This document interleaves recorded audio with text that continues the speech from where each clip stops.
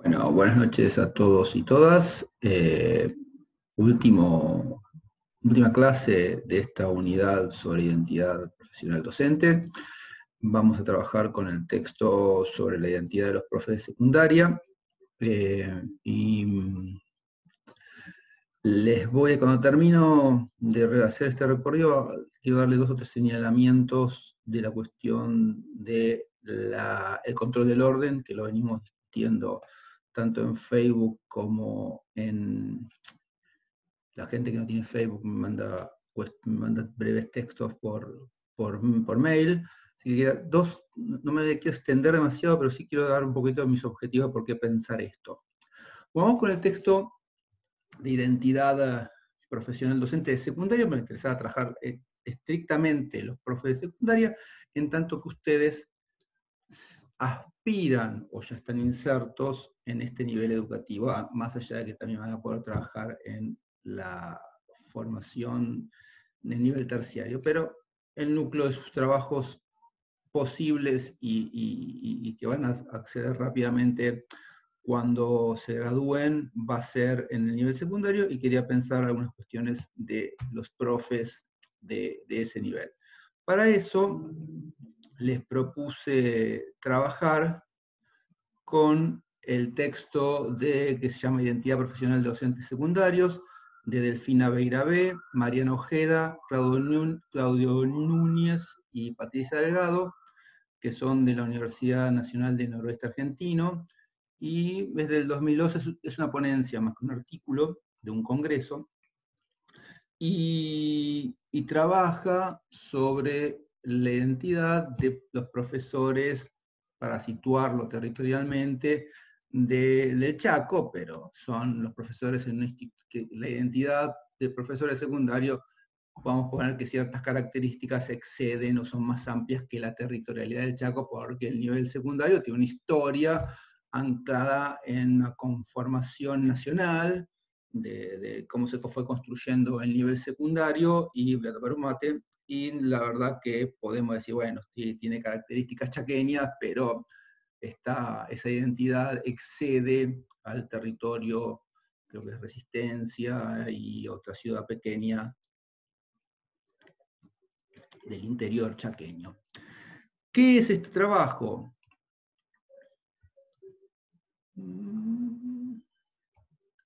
Siguiente.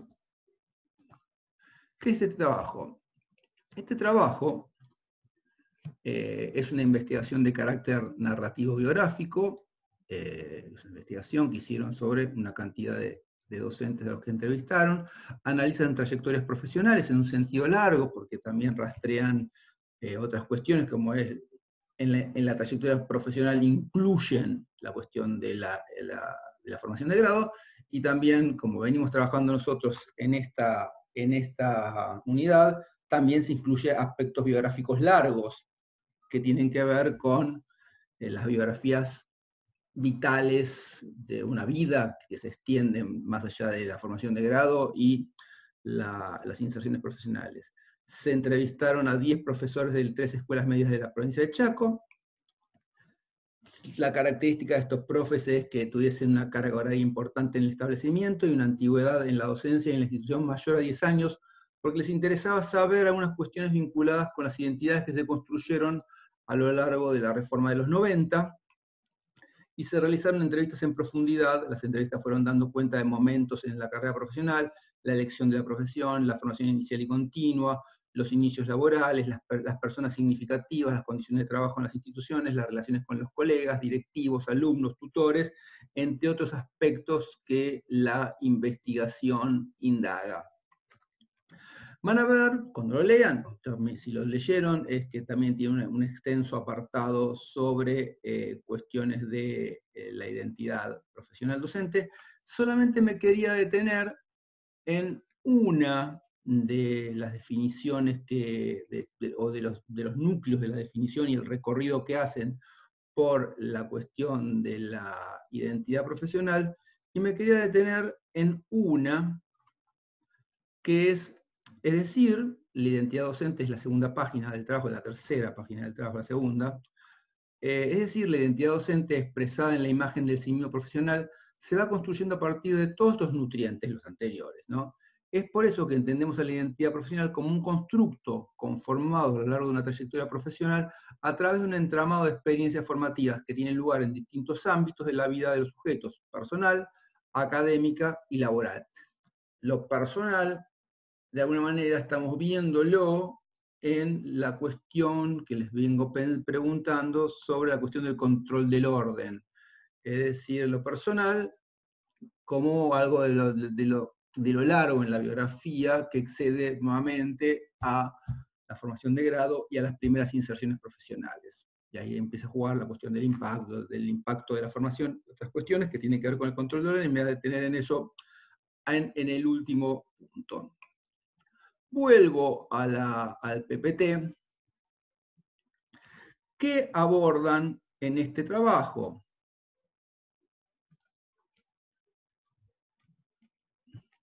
¿O qué pregunta tienen como clave en esta investigación? ¿Qué imagen del sí mismo profesional emerge de las narrativas de los profesores, como se ven a sí mismos, y en ella, en esta identidad profesional, qué marcas o huellas ha dejado la biografía escolar, el trayecto de formación inicial y las primeras experiencias laborales? Esto es más o menos la pregunta de investigación que hacen estos 4 autores, Beirabe et al., y de alguna manera es lo que intentan responder.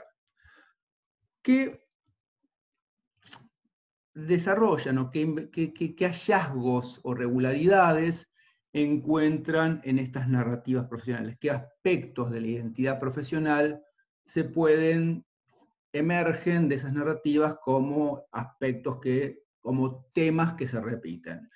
Uno es la vocación y el compromiso. Vocación lo vamos a trabajar en la próxima unidad, así que no me voy a detener mucho, pero estas cuestiones de las marcas de casi innatas que aparecieron en sus relatos, en algunas cuestiones ciertas visiones innatistas sobre las condiciones del enseñar, que no en este sentido, pero en otros que yo les dije que eran genetistas, o genéticas, es llevar a la docencia en la sangre, ser docente por naturaleza.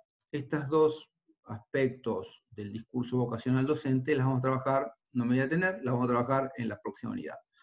Y la cuestión del compromiso es los docentes, en general, se ven así, la palabra compromiso es un término que organiza fuertemente la discursividad del trabajo de enseñar.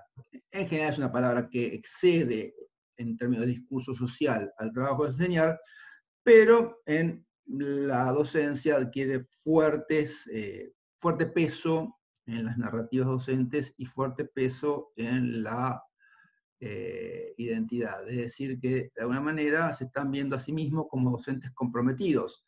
Habría que ver cuáles son los rasgos que ven en sí mismo o en otros esos docentes que se dicen comprometidos y cuáles ven en los no comprometidos. Acá dice, propuse un verso por los relatos que obtienen en la investigación, que dice los que dan clase y se van.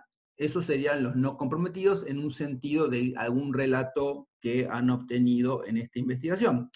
Pero vamos a ver también que en la vocación, si logramos hacer entrevistas para el trabajo final, es muy probable que emerja la cuestión del compromiso en las entrevistas que hagan. Bueno, sigamos. No le pego nunca con el botón. Bueno, la disciplina de la enseñanza, la disciplina de enseñanza. Es decir, que a los profes de secundaria, a diferencia de los de primaria y a diferencia de los de nivel inicial, pero no de los de universidad, los marca a fuego la disciplina que enseñan. Ahí viene la de matemática. Esa persona que viene, esa mujer que viene caminando, lleva la matemática en sí como marca de identidad. La de matemática. Es decir, y eso que da cuenta de una identidad para los estudiantes, que el individuo está asociado como profesor a una disciplina de enseñanza, también tiene que ver con la propia percepción que portan de sí mismos. Es decir, que acá pongo los campos disciplinares y profesionales, porque también en la escuela secundaria trabajar en la en la escuela técnica también tiene sus características, que no son solamente en términos de las disciplinas típicas de la escuela del bachiller y el comercial, para decirlo de una manera viejas y antiguas, sino que también el de mecánica, el de motores y ciertas cuestiones que se asocian con las profesiones que se enseñan en la escuela técnica. Dice, saqué una frase, los contables, los profes de contabilidad, éramos una especie de élite, porque era la escuela de comercio.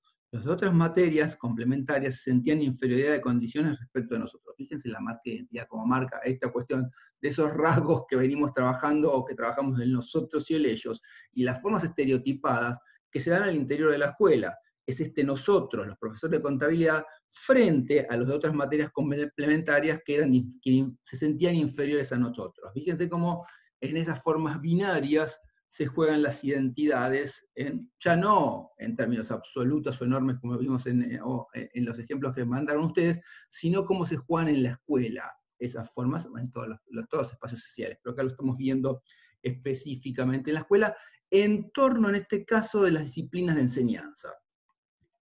Sigamos. Los docentes como formadores de personas. Los docentes expresan que además de ser profesores de X disciplina, son educadores y forman en valores y actitudes. Intentan dejar buenas huellas, marcas en sus alumnos, entendiendo que su intervención conlleva la identificación del sujeto en formación, alumnos con ellos. A ver, unos señalamientos que observamos en el nivel primario, tengo mucho trabajo en el nivel primario de investigación, no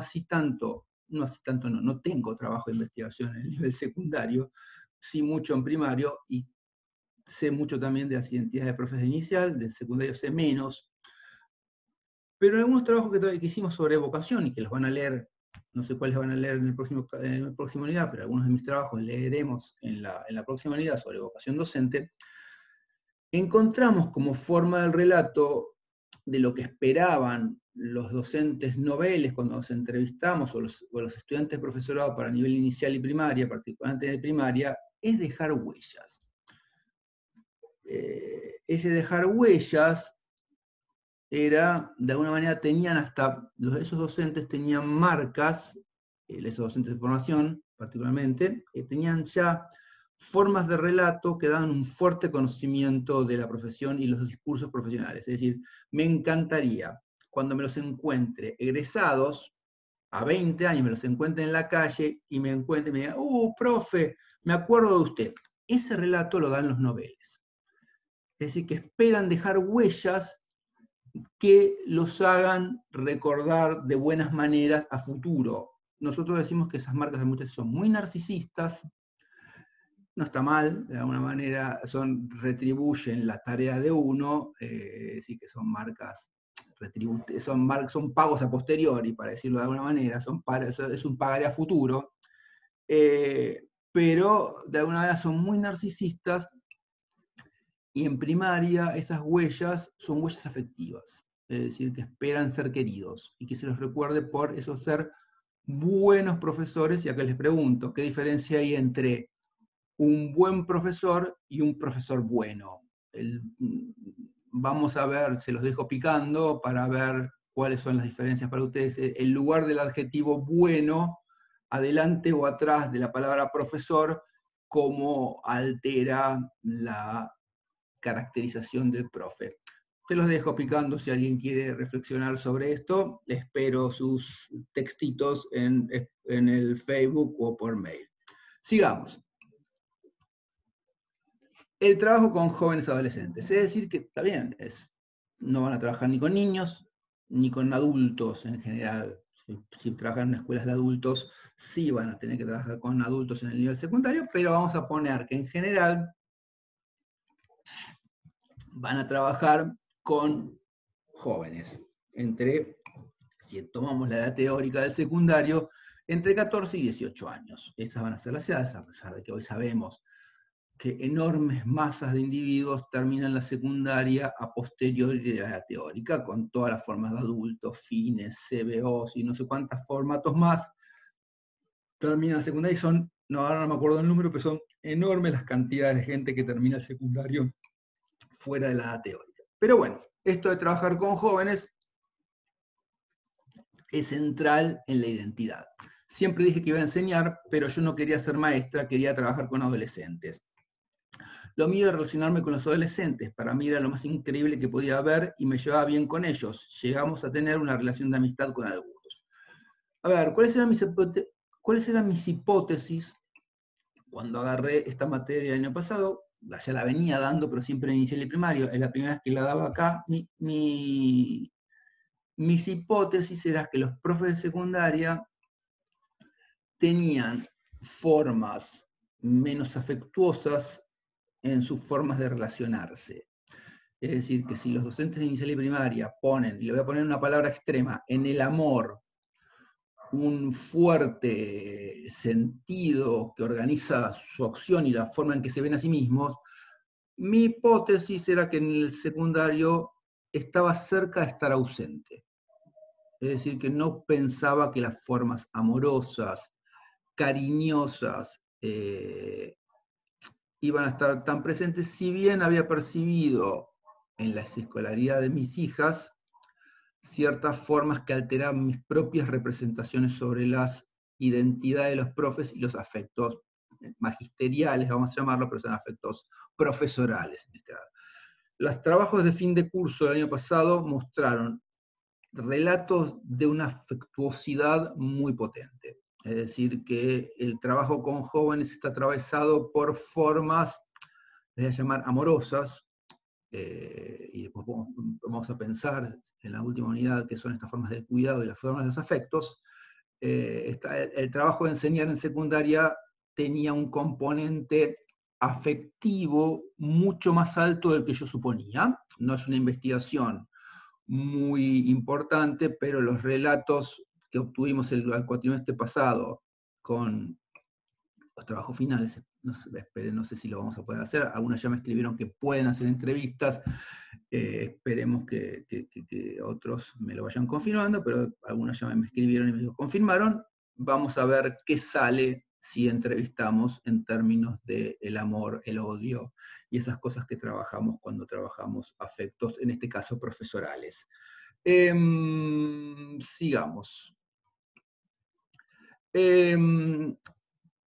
¿Qué cuestiones aparecen en esa inserción de una cultura organizativa, que ya también lo trabaja de alguna manera Carlos Marcelo García en una de sus constantes?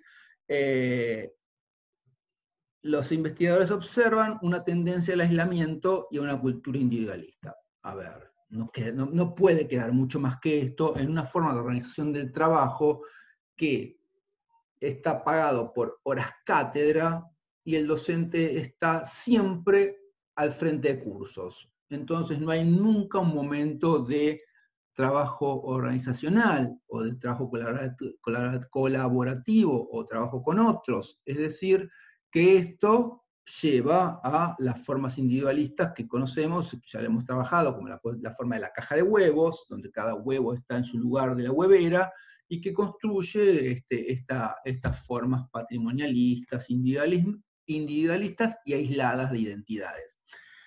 Un relato que saqué de la entrevista, del artículo, es: creo que es el mayor de los fracasos que he vivido en la docencia, el no poder conciliar con mis colegas. No hay coordinación, ninguno quiere sumarse a nada que sea ocupar más horas, se limitan a su clase y nada más. Y no queda mucho más, no queda resto para otra cosa en esta forma de organización del trabajo docente en secundaria. Bueno, léanlo, está bueno, los ponen en sintonía con Marcelo García. Sigamos. La titulación que acredita el rol. Esto nos lleva casi a Virgin, la cuestión de las titulaciones. Al interior del secundario todavía hay enormes diferencias de titulaciones. Anissa, en alguno de sus relatos, daba cuenta de las distancias que había en su percepción con docentes que no tenían las titulaciones profesorales. En la docencia de secundaria hay docentes de terciario, docentes formados en la universidad, lo cual marca diferencias enormes en las percepciones y autopercepciones. Los docentes que vienen de los profesorados consideran, y no consideran de buena manera, que tienen muchísima mayor formación pedagógica que las que tienen los profesorados que vienen de las licenciaturas o profesorados universitarios, a los cuales los visualizan como que saben mucho de matemáticas, saben mucho de las disciplinas científicas, y no saben nada de enseñar. Y los docentes que vienen de formaciones universitarias dicen, nosotros sabemos un montón de nuestra disciplina, pero los profesores que vienen de los profesorados no saben nada de química, como soy yo, que soy un licenciado en química, o soy un profesor de química formado por la UBA. Digo, entonces ahí hay ya diferencias. Imagínense, todas esas dos diferencias ya atravesadas también por los profesionales que tienen títulos habilitantes. Ese veterinario que da biología, digo, sabemos que no hay profesores en las secundarias de todo el país titulados para cubrir los cargos que se ofertan en el sistema educativo. Entonces lo ocupan gente con títulos habilitantes que les permiten enseñar.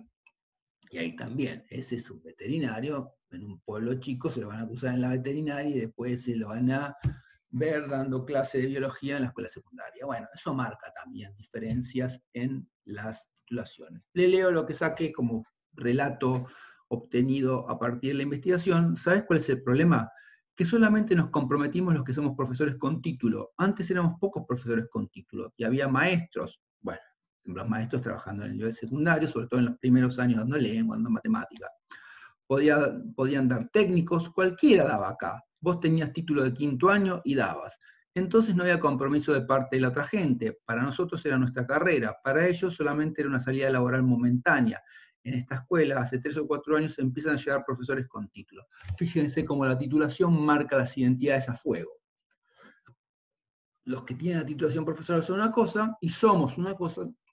Los que no tienen titulaciones profesorales son otra. Bueno, a fuego en la construcción identitaria del nivel secundario. Sigamos. Después las autoras y autores ingresan en 2 temas que me voy a detener brevemente, que son la cuestión de los otros significativos y el valor de la formación inicial. La cuestión de los otros significativos la vamos a trabajar con la tarea que les voy a dar a continuación y nos vamos a detener un poquito en esa tarea cuando termine esta diapositiva. Y el valor de la formación inicial. Ya empezamos con la cuestión, y lo venimos trabajando un poquitito, lo que yo llamo la cuestión del bajo impacto de la formación inicial, o que no lo llamo yo, lo llaman los teóricos, lo llama Lorty y otros autores que vienen tras Terhart, y un montón de gente que trabaja la cuestión de la formación del bajo impacto de la formación inicial. Bueno, y les leo qué es esta percepción del bajo impacto o de un impacto particular. Dice, en el instituto te dan la base, la teoría, pero no te preparan para ser docente. Eso te lo da la experiencia. Listo. A ver, no, volvemos. Constante de García, digo, para seguir el valor de la experiencia, el valor de la práctica en la conformación del saber profesional, en la construcción del oficio. La facultad nos dio herramientas para la realidad de la escuela secundaria. Para mí fue como comenzar de cero, bajísimo, una percepción del bajo impacto. Seguro que si esta investigación, esa persona que fue formada en la universidad, considera que sabe un montón sobre la disciplina para la que fue formada, pero no sabe nada sobre qué es trabajar en una escuela. Bueno, entonces estas cuestiones de el impacto de la formación es un impacto subjetivo, por supuesto, ¿no? Es un impacto de cómo los individuos tamizan los saberes que la formación le da, y cuando van ejerciendo la profesión, cuando lo desempeñan, en su reflexión, dicen, ¿de dónde estoy? ¿Cómo hago lo que hago? ¿Cómo enfrento estos problemas? ¿Con qué enfrento? ¿Con qué saberes doy respuesta a esto que la práctica me enfrenta? Bueno, parecería para muchos que la formación de grado no dio nada. Entonces, ¿a quiénes se recurre?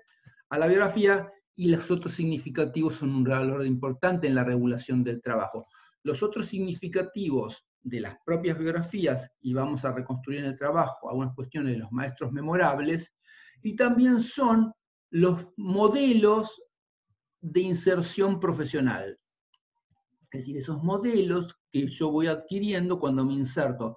Ese profe que lo veo laburar en el aula de al lado, lo escucho y digo, wow, mirá cómo controla el orden este profe, mirá lo que hace cuando lo saca del aula. Yo cuando lo saco del aula es un quilombo. Este profesor sale en la última hora con los pibes y salen todos ordenaditos. ¿Cómo hace?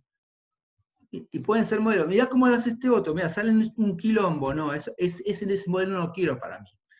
Ese compañero que hace, o los relatos en sala de profesores, esos relatos de esos profesores, que imagínense un novato que entra en la sala de profesores con 25 años, además un novato joven, entra en una sala de profesores con profesores expertas que narran sus experiencias, si no se constituyen en modelos a seguir o desechar. Particularmente si la formación de grado es baja o escasamente valorada.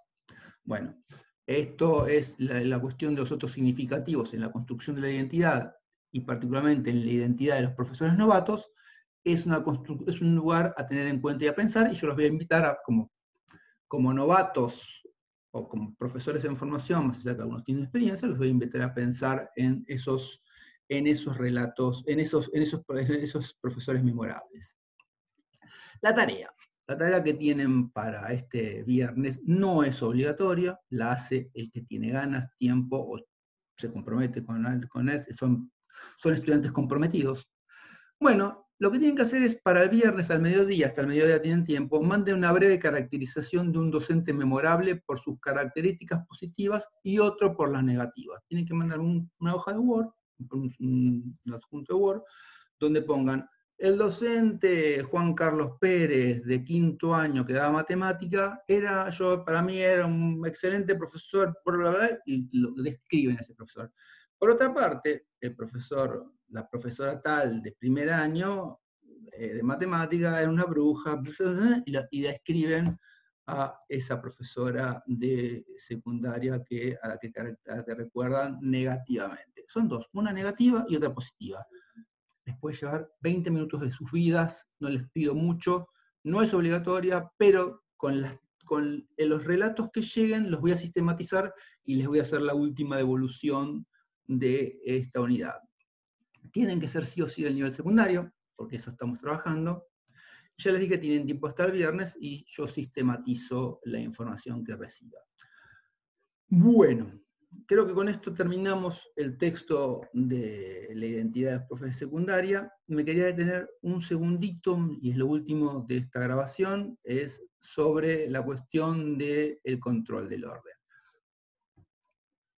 Se habrán dado cuenta que no me interesa trabajar el control del orden en sí mismo. Si bien me parece que hay algunas formas de pensar, particularmente en Facebook, la gente que no tiene Facebook se la pierde, lo siento. Particularmente en Facebook hemos dado algunas discusiones donde aparecen fuertemente los núcleos, por lo menos aspiracionales, o algunos desde su experiencia, que pretenden llevar adelante cuando estén haciendo sus primeras experiencias.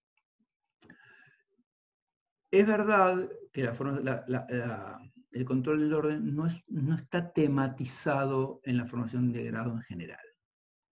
Por montones, esto es histórico en el mundo, hay una espera que eso, no sé si ni se espera, ya es algo denodado, que los profesores van a saber controlar la disciplina. María decía que era una palabra vieja, pero de alguna manera es la palabra, yo también no me gusta la palabra disciplina en sí, pero bueno, la uso en términos que es la palabra, es el término que se usa en el trabajo de enseñar habitualmente, en una sala de profesores, para decirlo de alguna manera. Me gusta más el control del orden. ¿Por qué la cuestión del control del orden? No sé si ya lo comento, pero lo vuelvo a comentar. Un autor, a mí me gusta mucho, un norteamericano, que se llama Schulman, decía que los docentes tienen dos tareas gestionales. Una, gestionar el conocimiento, que es gestionar la enseñanza, y otra, gestionar el orden. En los 80 surgieron trabajos que medían el tiempo de las tareas de los profes en el aula. Los yanquis en esta cuestión de medición, cuantitativizar los procesos, medían cuánto en un aula, los tiempos destinados. Y se dan cuenta que los tiempos destinados al orden eran muchos en un aula. Y bueno, ahora, che, cállense, silencio, vamos a las tareas administrativas, pero la cuestión del orden, sobre todo ante las disrupciones, eran muy intensas en el trabajo de enseñar. Algunos trabajos que he visto de secundaria acá también visualizan el enorme trabajo que tienen los profesores de secundaria en Argentina sobre el orden. Las pruebas PISA, nos gusten o no nos gusten, muestran que hace una medición de las percepciones de docentes, estudiantes y directivos en relación con el orden, y las escuelas argentinas dan de los indicadores más fuertes en el desorden, de alguna manera, en esas mediciones comparativas que hace PISA, a partir de percepciones, dan las pruebas PISA para Argentina en ese aspecto, en ese tópico, dan bastante desfavorables. No quiero tirarles el alma al piso en esto, pero es un tema, el control del orden en las escuelas secundarias argentinas. Ustedes ya lo saben, no hace falta que yo se los diga, ni que la teoría se las diga. Los que ya están trabajando se enfrentan a eso, los que hicieron prácticas lo ven, y los que lo ven en los profesores que observan, y ya saben los que han hecho alguna práctica, lo complejo que es controlar el orden. Bueno, la formación de grado no hace nada, para mí tiene que hacer mucho más sobre esto. Yo aporto mi granito de arena, pero no es mi objetivo.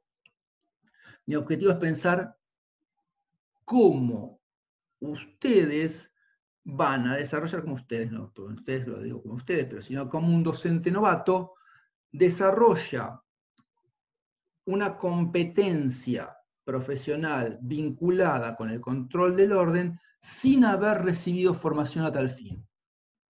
Pero llega al aula el primer día y tiene que controlar el orden, porque si no, se desfonda su tarea. Si no controla el orden, no puede enseñar. Entonces, es una tarea central. Ahí después verán ustedes, y ahí ya empezaron los relatos, no, porque yo aspiro a un profesor que a partir del diálogo voy a controlar el orden, no a partir de actitudes positivas y del amor y no sé cuántas cosas van a controlar el orden de sus aulas. Los relatos son muy, lo voy a poner, no son muy moralizantes en esto, muy del deber ser. Está bien que así sea en este momento, pues van a tener que actuar y el deber ser van a tener que actuar y ese deber ser que portan hoy se verá qué hacen con el control del orden en secundaria. Hoy por hoy en general son muy del creo que voy a hacer el control del aula, los profesores deberían, bueno, aparecen esos tipos de relatos. Después saben toda la cuestión de los estilos de liderazgo, los liderazgos autoritarios, los liderazgos más dialógicos, los liderazgos vinculados con las figuras del saber, los liderazgos afectivos, los liderazgos demagógicos. Hay un montón de formas de ser líder en el aula. Los liderazgos psicopáticos, hay de todo. Hay formas de organización que un docente ordena un aula, es los seductores. Hay muchas formas de organizar el control del orden de un aula, y hay bastantes estudios de esto, particularmente psicosociales, psicológicos, de ese tipo. Algunas de la sociología vienen trabajando esas cuestiones. Pero bueno, esto es a mí no me interesa en general, no, les doy mis objetivos no son darle a ustedes herramientas, aunque si esto permite pensar algunas, no está de más. A mí me interesa pensar otras cosas. Pensar el control del orden dentro de la identidad. Es decir, cómo un docente se ve a sí mismo en relación con el control del orden. Me veo como un docente que controla el orden de manera afectuosa, frente al de al lado que es un autoritario de porquería. Bueno, esas son, ahí.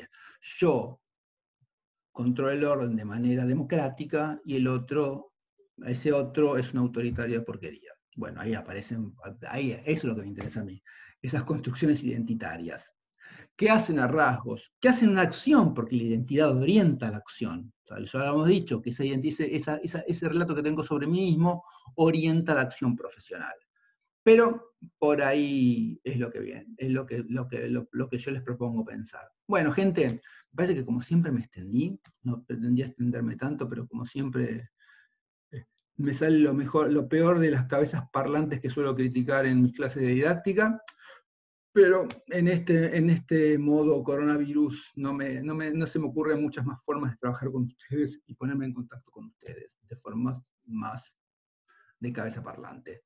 Bueno, espero sus textos, repito, no son obligatorios, pero los espero con ansias para leer sus relatos sobre sus docentes memorables y así les hago una sistematización y terminamos sí, con ciertos aspectos identitarios, de cuáles son esos rasgos identitarios que ustedes valoran o que pueden influir en la construcción de su identidad profesional, o que están influyendo en la construcción de su identidad profesional, para decirlo mejor.